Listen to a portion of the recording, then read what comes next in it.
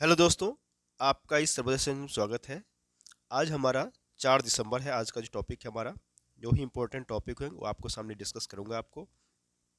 क्या जो अगर आगामी आप जो एग्जाम देने जा रहे हैं 67 68 बीपीएससी, 69 बीपीएससी, यूपीपीसीएस और यूपीआरओ की वैकेंसी बहुत जल्द आने वाली है। जो भी आगामी आप जो एग्जाम देने जा रहे हैं उसके लिए बहुत ही इंपॉर्टेंट न्यूज होगा आपके लिए, पीटी के हिसाब से भी और मेंस के टॉपिक पे भी। तो मैंने एक टॉपिक लिख भी दिया यहाँ पे, अगर बात करेंगे आप। देखिए यहाँ पे आपका टॉपिक लिखा हुआ है, यूपीएससी पेपर 3 का टॉपिक है ये। यूपीएससी की अगर बात करेंगे ये आपका पेपर 3 का टॉपिक है, यहाँ लिखा हुआ है आपका। इसलिए मैंने टॉपिक आपसे मैं टॉपिक में यहाँ पे मैं आप मेंशन कर दूंगा कि कौन सा टॉपिक का नाम क्या है, किस इसमें सिलेबस में किस से मेंशन है, ये भी मैं आपके आगे मैं इसमें भी बहुत जल्द मैं इसमें यहाँ पे उस टॉपिक का नाम लिख दूंगा वहाँ पे। ठीक है, इस साइंस टेक का जो टॉपिक है उस टॉपिक का सिलेबस का लाइन क्या है। ठीक है, इससे तो इसको आप देखते जाएंगे चाहिए। और जो तैयारी कर रहे हैं यूपीएससी का या बीपीएससी का, बीपीएससी में तो ये पेपर 2 में आएगा। ठीक है, साइंस टेक का ये टॉपिक है। ठीक है, चलिए तो हम लोग स्टार्ट करते हैं। और मैं ये जरूर करना चाहूँगा कि जिन्होंने अभी तक हमारे चैनल को शेयर और सब्सक्राइब नहीं किए हैं तो कृपया आप शेयर और सब्सक्राइब जरूर करें, ताकि जो भी आगे आने वाले जो हमारे नोटिफिकेशन होंगे वो आपको आसानी से प्राप्त हो सके। और वीडियो को शुरू से लास्ट तक जरूर देखें। आप लोग ईमानदारी पूर्वक शेयर और सब्सक्राइब जरूर करिए। बहुत सारे लोग ऐसे जो क्या कहते हैं, तो ईमानदारी पूर्वक आप लोग शेयर और सब्सक्राइब जरूर करें। ठीक है, और वीडियो को शुरू से लास्ट तक जरूर देखें। चलिए तो हम लोग स्टार्ट करते हैं। साइट पर यूजर से धोखाधड़ी हुई तो गूगल फेसबुक भी होंगे जिम्मेदार। ये बहुत ही 2-3 दिनों से चर्चा में है। साइबर अटैक हुआ था, रैंसमवेयर के बारे में मैंने कल भी चर्चा किया था, कल भी डिस्कस हुआ था, तो आप इसको जरूर देखें। कहा जा रहा है कि अगर गूगल और फेसबुक साइट पर किसी यूजर से धोखाधड़ी होती है तो ये इंटरनेट मीडिया प्लेटफॉर्म भी जिम्मेदार होंगे। किसी भी तरह की ठगी की सूरत में ये अपनी जिम्मेदारी से पल्ला नहीं झाड़ सकते। यानी अब गूगल और फेसबुक को भी क्या है तो अपने प्लेटफॉर्म पर होने वाली धोखाधड़ी को रोकने के लिए कदम उठाने पड़ेंगे। ऐसा नहीं करने पर उपभोक्ता जो है प्लेटफॉर्मों के खिलाफ आपराधिक मुकदमा भी दर्ज कर सकता है। आईटी कानून के तहत वित्तीय क्षतिपूर्ति का भी दावा कर सकता है। इस वर्ष अक्टूबर से आईटी नियमों में संशोधन भी किया गया। इस बात को भी ध्यान देना है यहाँ पे कि जो इस वर्ष क्या हुआ है कि अक्टूबर से आईटी जो नियम है उसमें जो है आपको संशोधन किया गया है। ठीक है, तो आगे अगर चले, डिजिटल इंडिया एक्ट क्या है, इसको मतलब समझिए कि आईटी मंत्रालय जो है क्या कर रहा है, जल्द लाने जा रहा है, डिजिटल इंडिया एक्ट लाने जा रहा है। तो ये इलेक्ट्रॉनिक्स और आईटी राज्य मंत्री जो हमारे राजीव चंद्रशेखर कहते हैं कि हम जल्द ही डिजिटल इंडिया एक्ट ला रहे हैं, जो वर्तमान आईटी एक्ट की जगह लेगा। इसका शीघ्र ही ड्राफ्ट जारी कर दिया जाएगा। जिस प्लेटफॉर्म पर धोखाधड़ी होगी उसे रोकने की जिम्मेदारी उसी प्लेटफॉर्म की होगी, वो इससे बच नहीं सकते हैं। वर्तमान आईटी कानून के रूल 1 से 9 में इसका प्रावधान है कि प्लेटफॉर्म पर होने वाली धोखाधड़ी रोकने की जिम्मेदारी प्लेटफॉर्म की होगी। मतलब जिस प्लेटफॉर्म पर धोखाधड़ी होती है तो उस प्लेटफॉर्म की जिम्मेदारी होगी। लेकिन प्रस्तावित कानून में हम बहुत ही व्यापक बदलाव ला रहे हैं। ये कानून आ रही है कनाडा में। एक आपका कनाडा का एक न्यूज़ है, कनाडा में वर्क परमिट धारकों को जीवन साथी भी कर सकेंगे काम। मतलब कनाडा ने एक बड़ा कदम उठाया है कि अगर आप काम कर रहे हैं तो जिससे वर्क परमिट पर वहाँ काम करने के लिए हजारों भारतीयों समेत अन्य देशों के लोगों को लाभ मिलेगा। कामगारों की कमी दूर करने के लिए कनाडा 2023 से वर्क परमिट धारकों के जीवन साथी और स्वजन को भी वर्क परमिट का पात्र बनाने जा रहा है। कनाडा में 2 लाख से ज़्यादा विदेशी वर्क परमिट धारक हैं, जिनमें से भारतीय भी अच्छी खासी तादाद में है।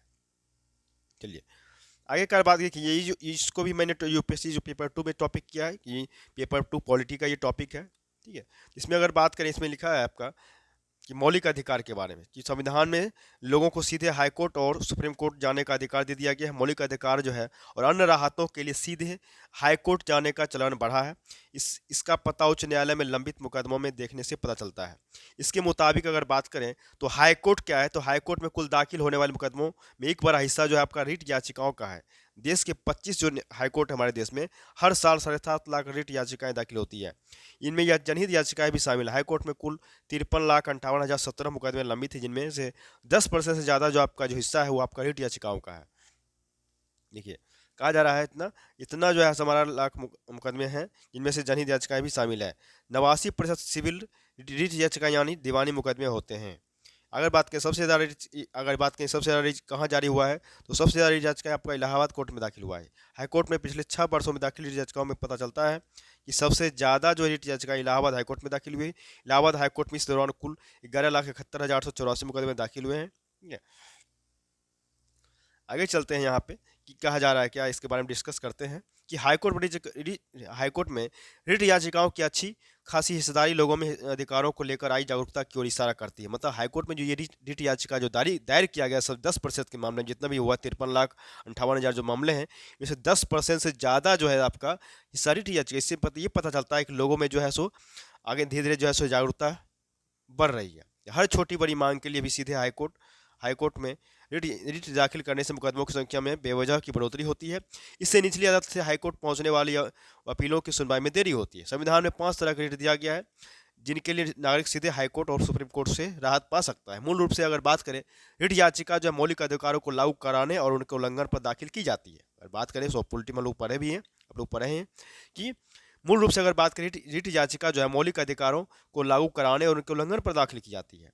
और संविधान के अनुच्छेद 226 के तहत हाईकोर्ट में रिट मौलिक अधिकारों के अलावा अन्य अन्य अन्य राहतों के लिए भी दाखिल की जा सकती है। और सुप्रीम कोर्ट के लिए अगर बात करें तो ये सुप्रीम कोर्ट के अनुच्छेद 32 के तहत सिर्फ मौलिक अधिकारों के हनन पर ही रिट याचिका सुनता है। देश में 25 हाईकोर्ट हैं, इसको पता ही आपको, इस पर जानकारी है। चलिए आगे अगर बात करें कि आपका है कि हिंद महासागर, देखिए यहाँ पे मैंने लिख दिया UPSC paper 2 IR international relation का ये टॉपिक है, इसको आप कर सकते हैं। चाहिए नौसेना एडमिरल प्रमुख आर हरि कुमार ने कहा है कि भारतीय नौसेना हिंद महासागर में चीनी नौसेना के पोतों की आवाजाही समेत सभी गतिविधियों पर कड़ी नजर रख रही है। बहुत सारे चीनी पोत हैं जो हिंद महासागर क्षेत्र में काम करते हैं। हमारे देश की करीब आधा दर्जन चीनी नौसेना के पोत करीब आधा दर्जन हैं। इसके अलावा उनके कुछ शोध पोत भी हैं। यही नहीं, बड़ी संख्या में चीनी पोत मछली पकड़ने के लिए जो है सो हिंद महासागर आते हैं। वो यहाँ शनिवार को नौसेना दिवस से एक रोज पूर्व सालाना प्रेस कॉन्फ्रेंस को संबोधित कर रहे थे। और क्या क्या उन्होंने कहा है उनकी बात सुनिए। उन्होंने ये कहा है, ये भी बोले अमेरिका से प्रीडेटर ड्रोन के बेड़े की प्रस्तावित खरीद की प्रक्रिया चल रही है।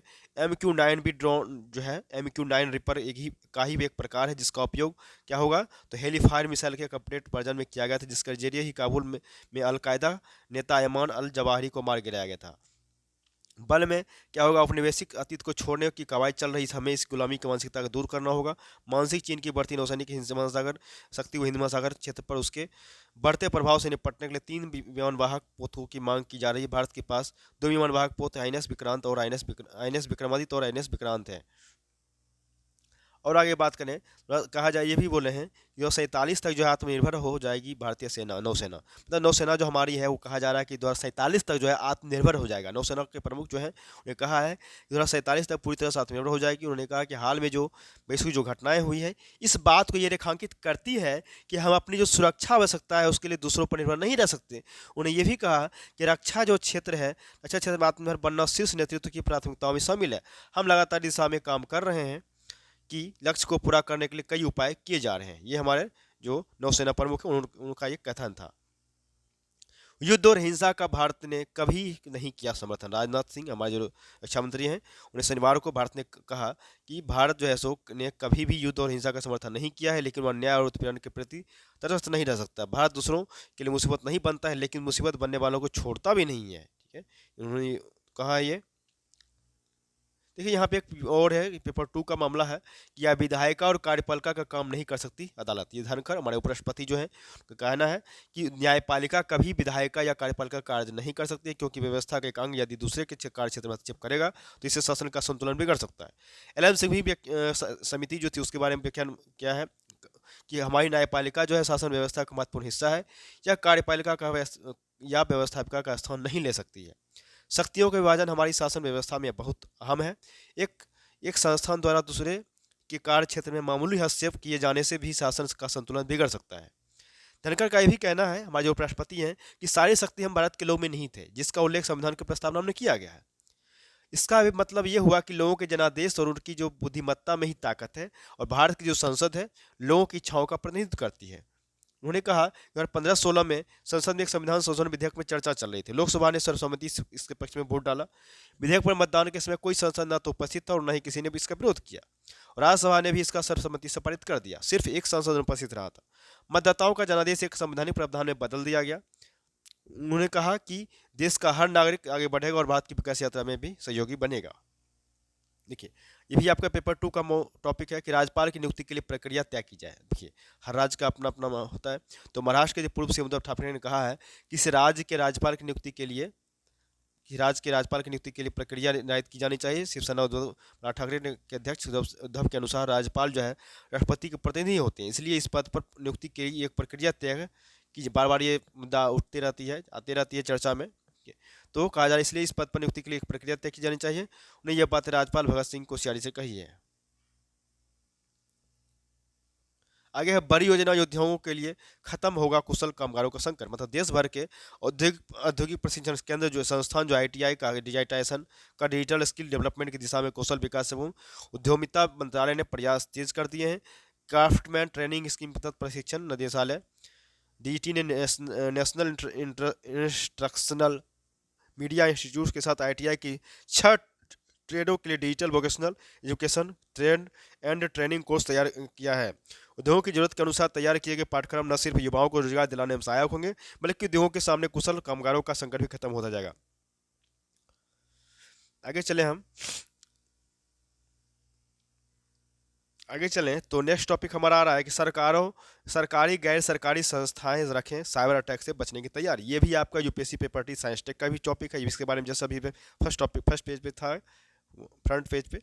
इसमें में क्या है, यूजर डाटा लीक होने के शक पर ईमेल से कर सकेंगे डाटा सुरक्षा में शिकायत। मतलब पब्लिक डाटा का इस्तेमाल करने वाली सरकारी या गैर सरकारी यानी सभी प्रकार की संस्थाओं को साइबर अटैक से बचने की तैयारी शुरू कर देनी चाहिए। अगले साल मार्च अप्रैल के बाद साइबर अटैक से अपने यहाँ के डाटा लीक होने की सूरत में 500 करोड़ रुपए तक का जुर्माना देना पड़ सकता है। इलेक्ट्रॉनिक्स व आईटी मंत्रालय के मुताबिक आगामी बजट सत्र में डिजिटल पर्सनल डाटा कानून प्रोटेक्शन बिल को भी संसद में पेश किया जाएगा और पारित होने पर डाटा प्रोटेक्शन का एक नया कानून आएगा। बहुत ही इंपॉर्टेंट टॉपिक है, साइंस टेक का है ये, ठीक है। ये यूपीएससी पेपर जो यूपीएससी का जो एग्जाम है प्री, उसके लिए भी इंपॉर्टेंट होगा। यूपीपीएससी का भी प्री जो जून में होंगे उसके लिए भी इंपॉर्टेंट होगा। खास बीपीएससी का तो इंपॉर्टेंट होंगे ही। जो भी एग्जाम जो है सिविल सर्विस के पॉइंट ऑफ व्यू से बहुत ही इंपॉर्टेंट न्यूज है ये, खासकर पीटी और मेंस दोनों के लिए, इंटरव्यू के लिए पूछा जा सकता है।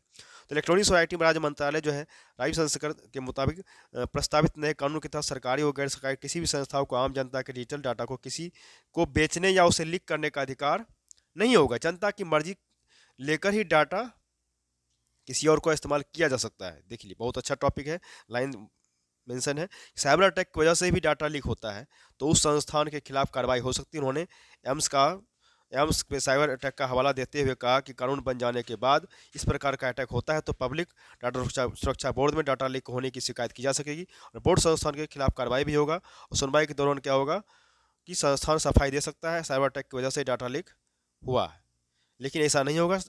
अटैक की वजह से डाटा लीक होने पर संस्थान के खिलाफ कार्रवाई शुरू नहीं होगी। देखिए यहाँ पर भी है आपका, अभी बस जस्ट 2-4 दिन पहले आपको दिल्ली एम्स में हुआ साइबर अटैक हुआ है, उसके लेकर है ये कहा जा रहा है दिल्ली एम्स पर साइबर अटैक हुए, सर्वर पर हुए अटैक ने साइबर सुरक्षा को लेकर गंभीर सवाल खड़े कर दिए। इससे भारत के साइबर सुरक्षा तकनीक की खामियां को उजागर किया है। डिजिटल युग में साइबर अपराध पूरे विश्व में तेजी से अपना पसार रहा है। विशेषज्ञों के अनुसार अगर बात करें तो जैसे जैसे ऑनलाइन की संख्या बढ़ती जा रही है वैसे वैसे साइबर हमले की तकनीकी उन्नत होती जा रही है। जैसे में साइबर अपराधों को रोकना साइबर सुरक्षा विशेषज्ञों के लिए चुनौती बन रही है। साइरस टेस्टिस्टा के साइबर सुरक्षा आउटलुक के अनुसार आगामी कुछ वर्षों में दुनिया में साइबर सुरक्षा अपराध के मामलों में तेजी से बढ़ोतरी हो रही है और होगी भी। ये भी कहा जा रहा है तेजी से बढ़ोतरी होगी। इस अध्ययन के अनुसार साइबर अपराध से वैश्विक स्तर पर होने वाला नुकसान अगले 5 वर्षों में 2022 में 8.44 लाख करोड़ से डॉलर से बढ़कर 2027 में 23 लाख करोड़ डॉलर हो जाएगा। इससे दुनिया की आर्थिकी को बड़ी चपत लगेगी। देखिए यहाँ पे एक डाटा भी दिया गया है कि आपका कोविड-19 महामारी से बदला तरीका है। कहा जा रहा है क्या हुआ, विशेषज्ञ कहना है कि कोरोना वायरस महामारी के दौरान साइबर हमलों में एक विशेष बदलाव देखा गया है। कोरोना संकट के दौरान जो है डिजिटलीकरण में भारी वृद्धि हुई है, मतलब डिजिटल की वजह से बहुत ज़्यादा वृद्धि हुआ है। उसमें कंपनियों को वर्चुअल होना पड़ा। इससे बुनियादी ढांचे डेटा और क्लाउड कंप्यूटिंग नेटवर्क में बदलाव के कारण पूरी दुनिया को अधिक साइबर हमलों का सामना करना पड़ रहा है। 2018 में 0.86 करोड़ डॉलर में, देखिए 19 में 1.16, 2020 में 2.95, 2021 में 5.99, 2022 में 8.44। देखिए इतना बढ़ गया है 2022 में, धीरे धीरे बढ़ते जा रही है चीज़ें, तो इस पर चल रही चीज़ें। चलिए तो आगे हम लोग चल रहे हैं। देखिए यहाँ पे भी आपका एक बहुत ही अच्छा टॉपिक है, इसको मैंने मेंशन नहीं किया था, अब इसको भी ये देख लेंगे। ये भी आपका पेपर 2 का ही होगा, पेपर 2 का भी टॉपिक है, ये भी है आपका। क्या है तो अगर समझें बात को, कहा जा रहा है कोई ऐसा देश नहीं जो सेकुलर हो और वहाँ पर्सनल लॉ लागू हो। ठीक है। तो कहा जा रहा है कि भारत में संविधान होने के बावजूद यहाँ सब बहुत बहुविधान है। हर किसी के अपने पर्सनल लॉ है जिनके ऊपर देश का संविधान लागू नहीं होता। पूरी दुनिया में कोई भी देश ऐसा नहीं है जो सेकुलर हो वहाँ पर्सनल लॉ लागू हो, मगर भारत के सेकुलर होते हुए भी यहाँ पर्सनल लॉ लागू होते हैं। यह देश के साथ धोखा है। इसका इलाज केवल एक है, यूनिफॉर्म सिविल कोड यानी समान नागरिक संहिता। यह बात भोपाल में कुशाभाऊ ठाकरे फाउंडेशन द्वारा भारत के संसदीय माँ बाप विषय पर आयोजन करते हुए मुख्य वक्ता के तौर पर सुप्रीम कोर्ट के वरिष्ठ अधिवक्ता अश्विनी उपाध्याय ने कहा है। उन्हें कहा, हिंदुओं से सिख, बौद्ध और जैन को अलग करता है कानून। तो उपाध्याय ने कहा कि पूजा स्थल 1991 के नाम से लगता है कि यह हमें पूजन का अधिकार देता हुआ यह कानून, लेकिन यह कानून हमें हमारे आराध्य के स्थलों पर पूजा करने से रोकता है। इसके अलावा अल्पसंख्यक कानून ने देश की एकता और अखंडता को तोड़ने का काम किया है। उन्होंने देश में शिक्षा का अधिकार लेकिन समान शिक्षा नहीं। उन्होंने कहा कि देश में पढ़ने के लिए किताबें और पाठ्यक्रम अलग अलग अलग क्यों हैं। देश ने नागरिकों के लिए शिक्षा का अधिकार तो दिया लेकिन समान शिक्षा नहीं दी है। देश में मंत्री संतरी के बेटे और आम छात्र की किताब अलग अलग नहीं होनी चाहिए। समान शिक्षा का अधिकार कानून बनाया जाना चाहिए।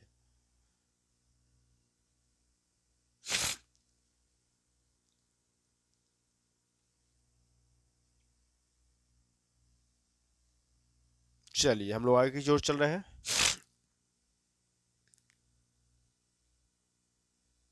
चलिए हम लोग आगे की टॉपिक में हैं, इकोनॉमिक्स पेज में आ गए हैं।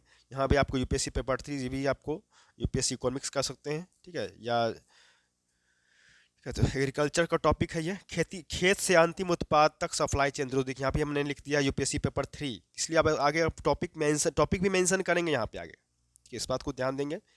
तो ये कहा जा रहा है खेती से अंतिम उत्पाद तक सप्लाई चेन दुरुस्त हो। कहा जा रहा है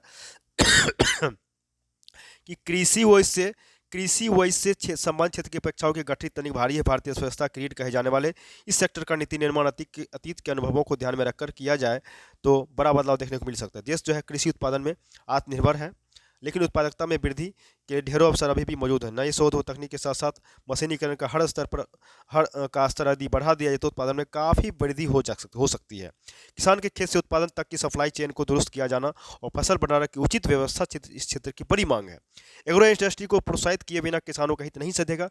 कृषि उद्योग जितने ज़्यादा पनपेंगे, किसानों की आय भी उसी अनुपात में बढ़ेगी। मसलन देश में चीनी उत्पादन 358 लाख टन है, जबकि मांग 260 से 70 लाख टन है। अकेले उत्तर प्रदेश का चीनी उत्पादन 102 से 120 लाख टन है। सोच बदलते हुए एथनॉल के उत्पादन पर फोकस की जाने की जरूरत है। हालांकि हाल के वर्षों में एथनॉल उत्पादन बढ़ा है। 2016 में यूपी में एथनॉल का उत्पादन 42 करोड़ लीटर था, जो अब बढ़कर 119 करोड़ हो गया है, ठीक है। इसमें अगर बजट में क्या आस है, और बजट जो पास होने वाली 2023-24 का आगामी जो बजट होने वाले हैं उसके लिए है ये कि आपका कहा जा रहा है कृषि में अनुसंधान और विकास पर खर्च को बढ़ाया जाना चाहिए। छोटे किसानों तक नई तकनीक पहुंचाई जानी चाहिए। ब्लॉक स्तर पर 5-5 कोल्ड स्टोर और तहसील स्तर पर फूड पार्क की स्थापना की जानी चाहिए। कृषि क्षेत्र में निजी निवेश को भी प्रोत्साहन किए जाने और मांग के अनुरूप उत्पादन सुनिश्चित किए जाने। मंडियों की संख्या बढ़े और मंडियों का आधुनिकीकरण भी किया जाए, ठीक है। आगे है कृषि अनुसंधान पर बजट बढ़ाया जाना चाहिए। मनरेगा को कृषि से जोड़े जाने की जरूरत है। उर्वरक सब्सिडी को तार्किक बनाना होगा। अत्यधिक यूरिया के उपयोग से जमीन और पर्यावरण दोनों का हो रहा है क्षरण। अंतिम उत्पाद जो है सो प्रदेश में तैयार हो, इसके लिए सरकार को एमएसएमई को प्रोत्साहित करना चाहिए। देखिए ये बहुत ही इंपॉर्टेंट टॉपिक था आपका, इसको आप डिस्कस करना चाहिए, ठीक है। ठीक है, तो इसमें भी आपका है आयात की होगी सख्त निगरानी। मतलब दूरसंचार मंत्री एवं आईटी मंत्री जो अश्विनी वैष्णव है, उनका कहना है कि दूरसंचार जो है आयात पर निगरानी में सख्ती लाएगी। इसके लिए सरकार पड़ोसी देशों से आयात की लॉ जांच के लिए एक नई कार्यप्रणाली लेकर आएगी। उन्होंने ये भी कहा कि अविश्व दूरसंचार क्षेत्र से जुड़े आयात की जांच से जुड़े नियम जो अविश्वसनीय स्रोत के अनुरूप नहीं है। उन्हें कहा कि प्रोटेक्शन लिंक्ड इंसेंटिव पीएलई योजना के लिए जो है सो 42 दूरसंचार उपकरण निर्माता कंपनियों के साथ बैठक के दौरान केंद्रीय मंत्री ने बताया कि दूरसंचार की मदद से 4 से 5 टास्क फोर्स का गठन किया जाएगा। इसके अलावा अर्थव्यवस्था में जो वृद्धि है के लिए इन कंपनियों को अपने व्यवसाय को व्यवस्थित करने में ही मदद की जाएगी। और बैठक के दौरान उपकरण निर्माता ने चीन से आयात होने वाले दूरसंचार जो उपकरण है उसको लेकर चिंता जताई है। चीन के उपकरण अन्य पड़ोसी देशों के माध्यम से भारत भेजे जाते हैं। देखिए यहाँ पे भी है टास्क फोर्स के बारे में क्या क्या वर्णन है ये भी दिया गया, इसको बहुत इंपॉर्टेंट है। कहा जा रहा है एक टास्क फोर्स देश में उपकरण इकोसिस्टम तैयार करने के लिए काम करेगी। एक टास्क फोर्स क्या करेगी, 4 से 5 चिप तैयार करेगी, फिर उन चिप्स के डिजाइन से लेकर उत्पादन किया जाएगा। फिर क्या कर रहा है कि एक अन्य टास्क फोर्स दूरसंचार क्षेत्र के लिए उच्च प्रशिक्षित कामगार तैयार करने में मदद करेगी। आगे कहा जा रहा है कि कंपनियों की मांग पर एक टास्क फोर्स आईआईटी मद्रास और टेलीकॉम इंजीनियरिंग सेक्टर में कंपनियों के लिए टेस्ट बेस्ट के लिए इस्तेमाल सुनिश्चित कराएगी। रेलवे, बिजली और रक्षा जैसे विभिन्न सरकारी विभागों के तहत दूरसंचार उपकरणों की मांग के लिए एक टास्क फोर्स बनाएगी। ठीक है, तो इसको क्या आप पढ़ लेंगे चीज़ें, बहुत ही अच्छा टॉपिक है ये आपका। आगे जा रहा है कि आरबीआई के जो डिप्टी गवर्नर उसके लिए कहा जाए, उनका कहना है कि बैंकों की जगह लेंगी फिनटेक, यह धारणा गलत है। डिप्टी गवर्नर का कहना है, ये बहुत ही इंपॉर्टेंट है, क्योंकि आरबीआई के डिप्टी गवर्नर टी रविशंकर ने शनिवार को कहा कि फाइनेंशियल टेक्नोलॉजी है फिनटेक की से जुड़ी कंपनियों द्वारा बैंक की जगह लेने की अटकलें जो है वो पूरी तरह से गलत धारणा है। बैंकों को तकनीकी में हो रहे बदलावों को अपनाने की आवश्यकता है। इंडियन बैंक एसोसिएशन आईबीए के कार्यक्रम में डिप्टी गवर्नर ने कहा कि बैंक जहां यहाँ बने रहने के लिए है, लेकिन बैंकिंग तेजी से बदल रही है। उन्होंने कहा कि यह एक गलत धारणा है, यही गलत धारणा है कि फिनटेक कंपनियां बैंक की जगह ले लेंगी। उनका यह कहना है कि आधुनिक युग की यह कंपनियां, जो आधुनिक युग का जो कंपनी है फिनटेक जो है आपका आधुनिक युग की जो कंपनी है उसके बारे में कह रही हैं कि आधुनिक युग की जो कंपनी है बैंकिंग की सुविधा देती है और किसी भी तरह से बैंकों के लिए प्रतिस्पर्धी नहीं है। डिप्टी गवर्नर ने यह भी कहा कि डिजिटल रुपया जो है कि थोक और खुदरा इस्तेमाल को लेकर चल रहे पायलट प्रोजेक्ट का अनुभव अभी तक सुकून देने वाला रहा है। तो ये आपका बहुत ही अच्छा टॉपिक था।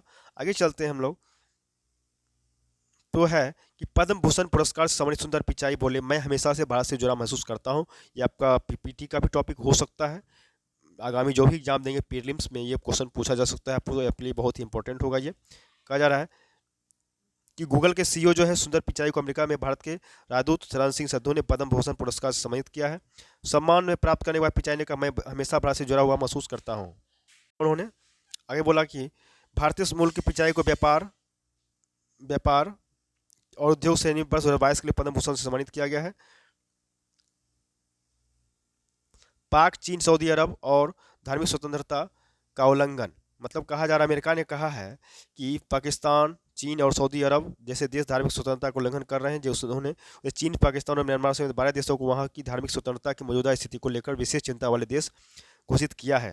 शुक्रवार को अमेरिकी विदेश मंत्री जो एंटनी ब्लिंकन ने इसकी घोषणा की। उधर भारत को इस सूची में शामिल करने को लेकर इंडियन अमेरिकन मुस्लिम काउंसिल और US commission for religious freedom जैसे संगठनों ने अमेरिकी सरकार पर दबाव बनाने की कोशिश की। ब्लिंकन ने कहा कि दुनिया भर में सरकारें जो है कुछ संगठन लोगों की आस्थाओं के आधार पर उनका उत्पीड़न करते हैं, उन्हें धमकाते हैं और जेल में डाल देते हैं, यहाँ तक कि लोगों की हत्या कर दी जाती है। राजनीतिक लाभ के लिए लोगों के धर्म और उनकी आस्था की स्वतंत्रता का गला घोटते हैं। ब्लिंकन ने यह भी कहा कि ये गतिविधियां विभाजन पैदा करती है, इतना ही नहीं राजनीतिक स्थिरता एवं शांति को खतरा पैदा करती है। अमेरिकी ऐसी गतिविधियों का समर्थन नहीं करेगा। उन्होंने कहा कि अमेरिका दुनिया के हर देश में धार्मिक स्वतंत्रता और या आस्था की स्थिति पर सावधानीपूर्वक नजर रखेगा। देखिए आगे क्या है कि ये विशेष चिंता वाले जो संगठन है उसका नाम देख लीजिए, कौन कौन सा नाम है कि अल शबाब, Boko Haram, Hayat Tahrir al Sham, Houthis, IS Greater Sahara, ISS West Africa, Jamaat Nusrat al Islam, wal Muslimin, Taliban और वैगनर समूह को विशेष चिंता वाले संगठन में घोषित, ये सबको विशेष चिंता वाले संगठन में घोषित किया गया है। और तहरीक तालिबान पाकिस्तान के 4 सदस्य जो वैश्विक आतंकी घोषित किया। अमेरिका ने तहरीक तालिबान के 4 सदस्य को तहरीक तालिबान के 4 सदस्य को 1 दिसंबर से वैश्विक आतंकी घोषित किया है। अमेरिका ने कहा है कि अदालत के कटघरे तक लाने के लिए वह सभी शक्तियों एवं संसाधनों का प्रयोग करेगा। विश्व में आतंकवाद के खात्मे को लेकर एकजुटता जरूरी है। ये बहुत ही अच्छा टॉपिक था ये। ऑस्कर से, ये भी आपका पीटी का टॉपिक है। ऑस्कर से सम्मानित डॉक्यूमेंट्री निर्माता जूलिया, ठीक है, जूलिया रिचर्ड का 76 वर्ष की उम्र में निधन हो गया है। ये आपको ऑस्कर से सम्मानित थे, इनका निधन हुआ है। तो ये आपका पीटी के पॉइंट ऑफ व्यू से जो भी आगामी आप पीटी थे उनके लिए ये बहुत ही इंपॉर्टेंट टॉपिक है, इसको आप नोट कर सकते हैं चीज़ें। ईरान में नए परमाणु ऊर्जा संयंत्र का निर्माण शुरू हो गया है। आगे न्यूयॉर्क फिल्म क्रिटिक्स सर्कल में सर्वश्रेष्ठ निर्देशक चुने गए एमएस राजमौली, भी आपका पीटी का है। कहा जा रहा है कि आपको राष्ट्रीय और वैश्विक बॉक्स ऑफिस पर धमाकेदार कमाई करने के बाद इस साल की बहुचर्चित फिल्म RRR अब अंतर्राष्ट्रीय मंचों पर झंडे गाड़ रहे हैं। इस फिल्म के निर्देशक एस राजामौली को अमेरिका के प्रतिष्ठित फिल्म क्रिटिक्स पुरस्कार न्यूयॉर्क फिल्म क्रिटिक्स सर्कल की जोड़ी का सर्वश्रेष्ठ निर्देशक चुना गया है। तो ये आपका पीटी के इंपॉर्टेंट से है, पीटी के लिए इसको आप देख लेंगे, ठीक है। RRR के जो निर्देशक हैं राजामौली को अमेरिका का प्रतिष्ठित फिल्म क्रिटिक्स पुरस्कार न्यूयॉर्क फिल्म क्रिटिक्स सर्कल की जोड़ी द्वारा सर्वश्रेष्ठ निर्देशक चुना गया है, ठीक है। ये आपका पीटी के लिए इंपॉर्टेंट था चीज़ें, ठीक है। चलते हैं आगे टॉपिक की ओर, शायद देख लेते हैं चीज़ आगे का क्या है चीज़ें। चलिए, तो हम लोग का आज का ये टॉपिक यहीं से समाप्त होता है। कृपया जो भी हमारे चैनल को अभी तक शेयर और सब्सक्राइब नहीं किए तो कृपया आप ईमानदारी पूर्वक शेयर और सब्सक्राइब जरूर करें। जितना आप शेयर सब्सक्राइब करेंगे तो आपको हमारे लगेगा कि नहीं अब और हमें कुछ और ज़्यादा करने की जरूरत है, हमें उम्मीद जगेगी चीज़ें आप लोगों से। तो आप लोग ज़रूर, आप लोगों का बस यही हेल्प चाहिए कि आप लोग इसको सब्सक्राइब करते रहे, जितना ज़्यादा से ज़्यादा शेयर और सब्सक्राइब जरूर करें और वीडियो को शुरू से लाते जरूर रखें। इससे क्या होगा, आपका जो आगे आने वाले जो नोटिफिकेशन है आपको आसानी से प्राप्त होगा। ठीक है, चलिए ठीक है, हम लोग फिर नेक्स्ट सेशन की ओर मिलते हैं, तब तक के लिए बहुत बहुत धन्यवाद।